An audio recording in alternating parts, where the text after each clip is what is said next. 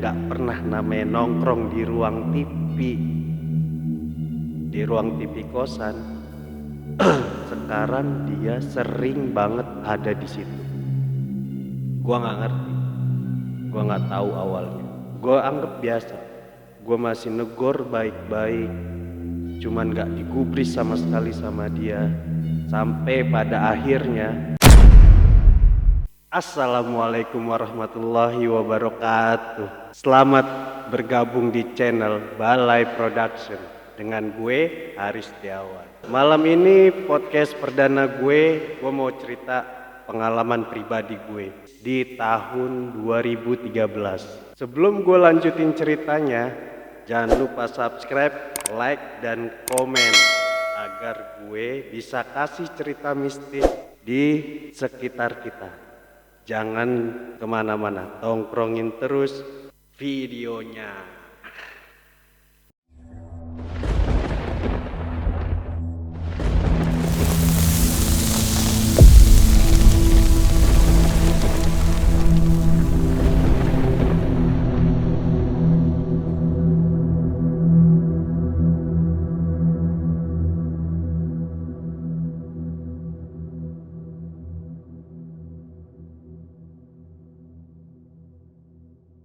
Di tahun 2013 gue ngekos di Bilangan, Jakarta Selatan. Kosan gue padat penduduk. Kosan itu tingkatnya tingkat, dan di tingkat paling atas itu ada balkon buat jemur pakaian. Dan tingkat kedua itu khusus untuk kamar-kamar. Tingkat pertama pun banyak kamarnya juga. Di satu balkon itu ada satu kamar ruangan yang terkunci. Gua nggak tahu itu untuk apa. Yang jelas di situ kayak nggak boleh masuk selain yang punya kosan. Cuma yang gua heran di kosan itu yang full itu di lantai 2, sedangkan lantai dasarnya itu setengah full. Cuma yang lebih gue heran lagi, rata-rata anak kos itu lebih seneng tinggal di kamar paling depan. Nah ini nggak ada yang ngisi di kamar depan. Akhirnya gue ngerasa cocok, gue masuk di situ, gue bayar sewa di situ. Gue lihat dulu awalnya. Setelah gue masuk, di situ ada debu tipis yang kesannya tuh nggak pernah dipakai itu kamar, nggak pernah dipakai. Menurut gue nyaman kamar itu, kamar mandi di dalam nyaman deh, bagus.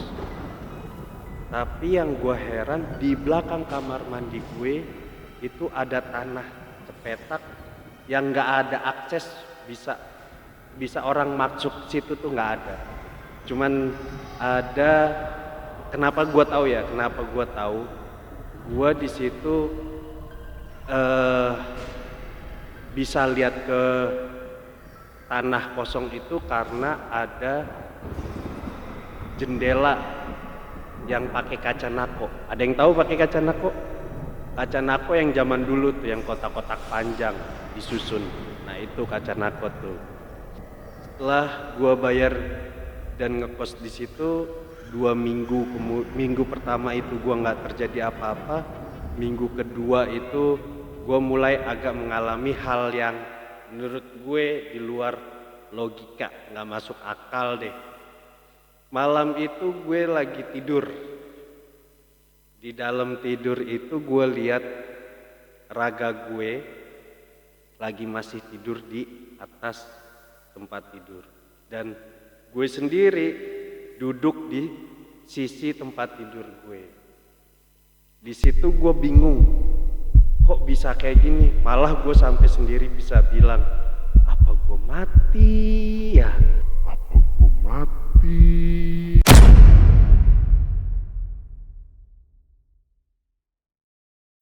Saat gue masih bingung dengan kejadian itu, gue dikagetin lagi sama adanya sesosok kuntilanak yang ada di depan kamar gue. Jadi kuntilanaknya udah di dalam, di pintu keluar kamar gue itu. Nah, di saat itu sebagai manusia biasa, gue ngerasa takut dong.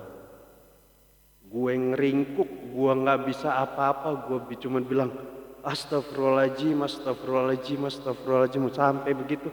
Karena saking gue takutnya, tapi gue penasaran mau lihat posisi itu kuntilanak di mana gitu.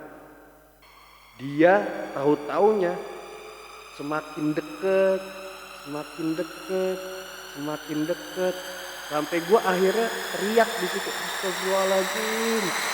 Enggak pergi juga. Tiba-tiba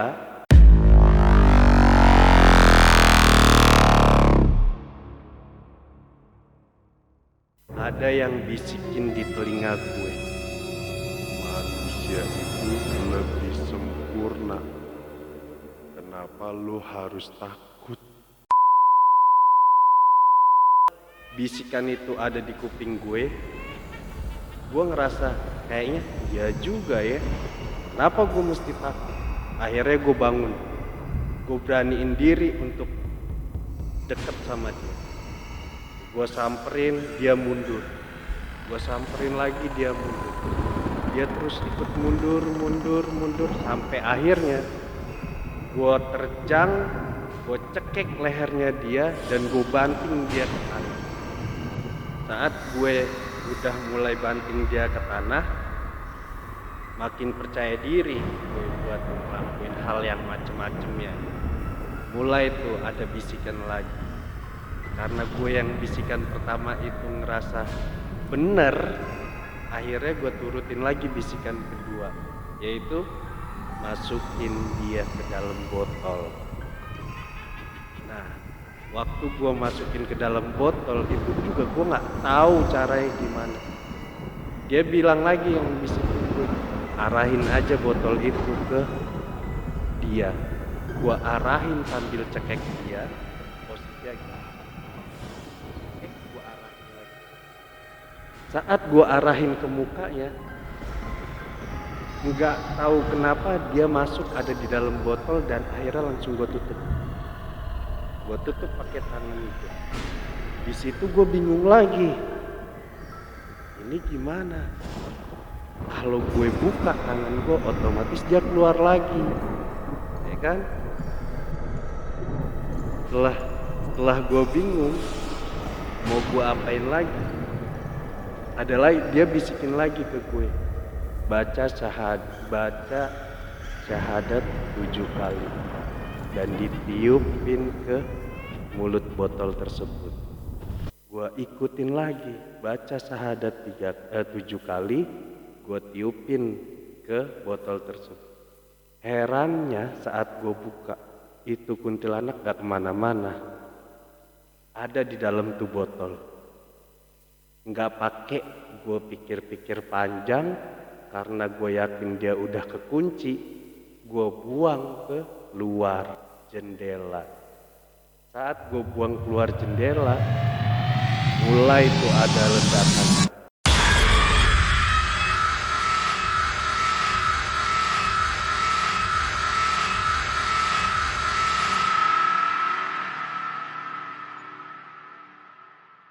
Saat gue kebangun, di situ gue ngerasa badan gue capek banget.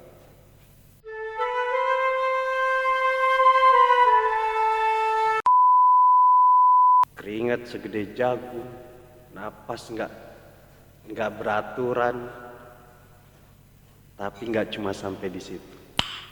Nice. Si bapak kos yang dulunya nggak pernah namanya nongkrong di ruang TV kosan, sekarang dia sering banget ada di situ. Gua nggak ngerti, gua nggak tahu awalnya. Gua anggap biasa, gua masih negor baik-baik, cuman nggak digubris sama sekali sama dia.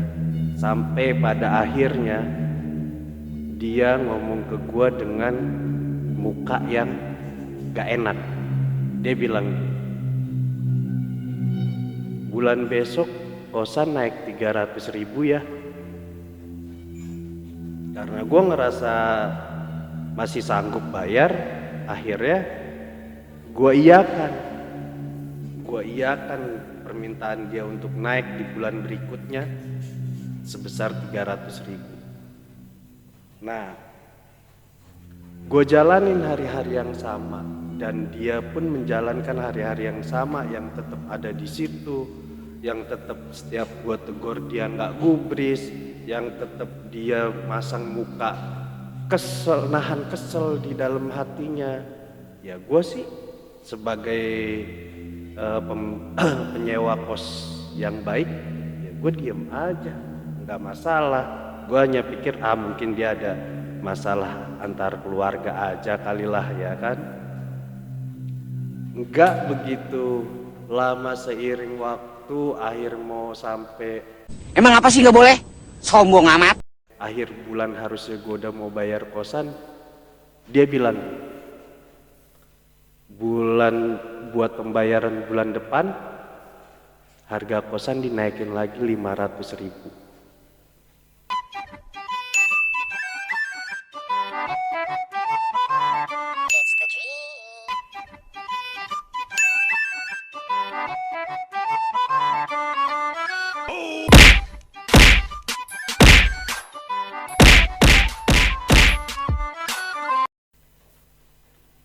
Gua sebagai penyewa protes dong, Pak, kok tiap bulan jadi naik begini? Apa jawaban dia? Kalau lu mau di sini lu bayar, kalau lu nggak mau di sini lu pindah dari sini. Wow.